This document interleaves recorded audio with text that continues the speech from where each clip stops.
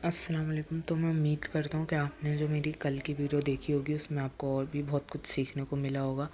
तो आज मैं आपको इसके बारे में बताता हूँ कि ट्रेंड लाइन क्या होता है और सपोर्ट एंड रेजिस्टेंस क्या होती है। मैं आज आपको इसके ऊपर एक्सप्लेन करने वाला हूँ। थोड़ी बहुत मार्केट भी अभी ग्रीन हो गई है तो समझाने में काफ़ी आसानी होगी। तो मैंने पीएचबी में एक ट्रेड बनाई थी शॉर्ट की। तो मार्केट वहाँ से गिरने की वजह से मार्केट का ग्रीन होने की वजह से वो फ़िलहाल अभी लॉस में जा रही है। तो लेकिन खैर कोई बात नहीं, ये प्रॉफिट भी हमें लाजमी देगी। और इसके ऊपर मैं एक बाकायदा एक स्ट्रेटजी है जो मैं लगाया हूँ। तो सही टाइम आने पर मैं आपको उस स्ट्रेटजी के बारे में भी बताऊंगा कि मैं किस स्ट्रेटजी की बात कर रहा हूँ और किसकी वजह से मैं ये सब प्रॉफिट बना रहा हूँ। तो सबसे पहले हम ट्रेंड लाइन की बात करते हैं। ट्रेंड लाइन वो होती है कि एक ट्रेंड चल रहा है, उस लाइन को रिस्पेक्ट करते हुए, बात को समझें। ट्रेंड लाइन तो मैं आपको एक ड्रॉ करके दिखा ही देता हूँ।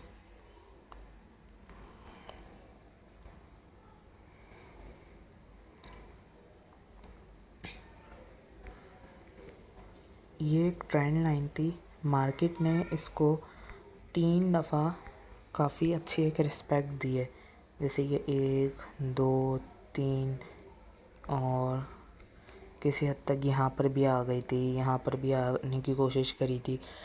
तो ये जो कोशिश करी थी ना, इस तरफ यहाँ कोशिश करी थी पर आ नहीं पाई।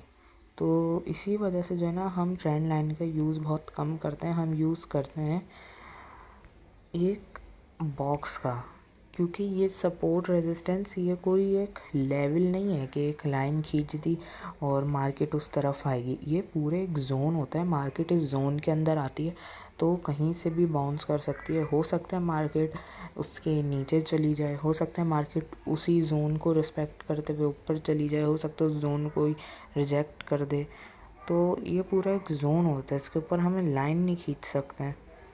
तो मैं आपको बनाकर दिखाता हूँ कुछ इस तरीके से।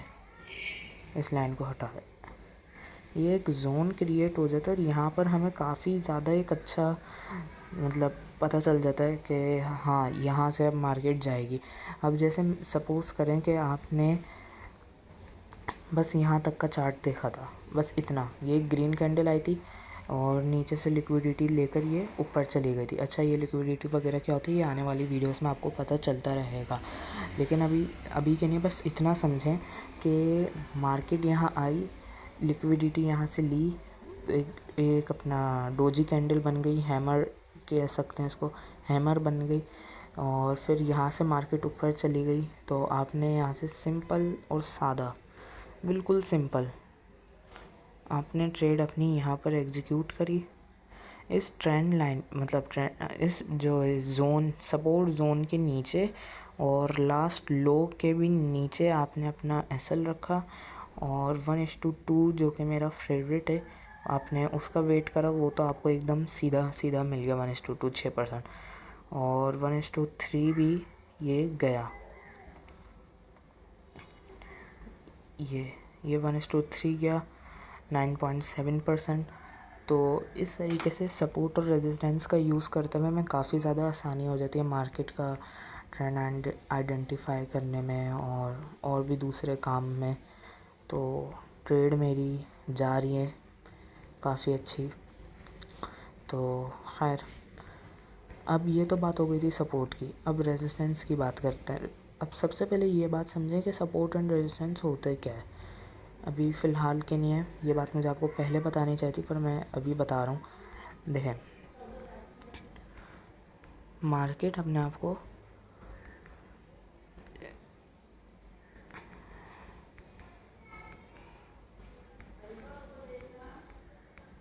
इस तरीके से लेके चलती है। तो ये ऊपर अपर है, तो यहाँ से लेके ये पूरा एक सपोर्ट का जोन हो जाता है और इसको कॉपी करके आप ऊपर भी रख सकते हैं।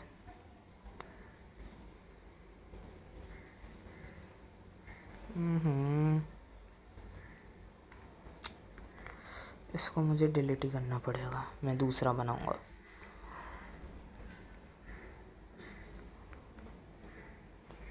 और ये हो गई हमारी रेजिस्टेंस।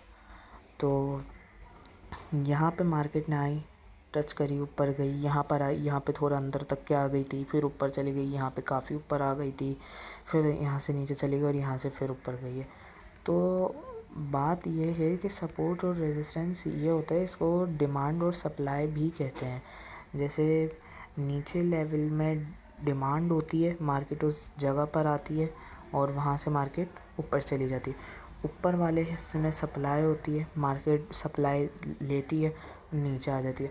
अब मैं आपको टमाटर की मिसाल देता हूँ कि लेट्स से टमाटर है, वो उसमें आपको डिमांड, जब टमाटर की ज़्यादा होगी तो उसकी प्राइस बढ़ेगी। तो जब मार्केट इस डिमांड जोन की तरफ आएगी तो उसकी प्राइस ज़्यादा होगी। और जब मार्केट में टमाटर की सप्लाई ज़्यादा होगी, मतलब टमाटर काफ़ी ज़्यादा आ जाएंगे और लोग ख़रीदने वाले कम होंगे, तो प्राइस नीचे जाएगी। तो जब यहाँ पे सप्लाई बहुत ज़्यादा हो जाती है तो प्राइस नीचे आ जाती है।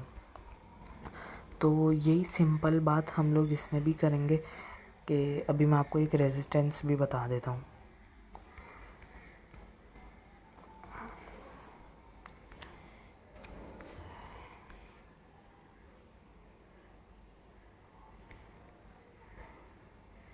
ये हो गई हमारी एक रेजिस्टेंस। ऊपर वाले लेवल को छोड़ दें, जहाँ से ये ऊपर आई है, ये नहीं समझिएगा कि यहाँ से मार्केट ऊपर निकल गई, आपका ट्रेंड बन गया। नहीं, ये ऊपर नहीं निकली, ये यहाँ से लिक्विडिटी ली है, ये यहाँ से लोगों के स्टॉप लॉस हंट हुए हैं, ये सारे स्टॉप लॉस हंट हुए हैं यहाँ पे।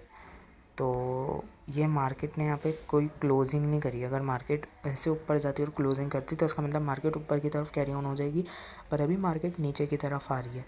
तो मार्केट ने ऊपर से लिक्विडिटी ली, पैसा लिया, मार्केट ने नीचे की तरफ मूव करा, मार्केट फिर उस सप्लाई की तरफ आई, मार्केट नीचे आ गई, फिर दोबारा मार्केट उस सप्लाई की तरफ आई, फिर नीचे आई, फिर आगे चल के ये सप्लाई काम नहीं करी, मार्केट में बहुत बुरा क्रैश आ गया, मार्केट उस तरफ आई ही नहीं, तो नई सप्लाई बन गई। अब एक होती है नॉर्मल रेजिस्टेंस और एक होती है एडवांस रेजिस्टेंस। तो एडवांस रेजिस्टेंस ये होती है कि मार्केट यहाँ से इस तरीके से आप बनाओ,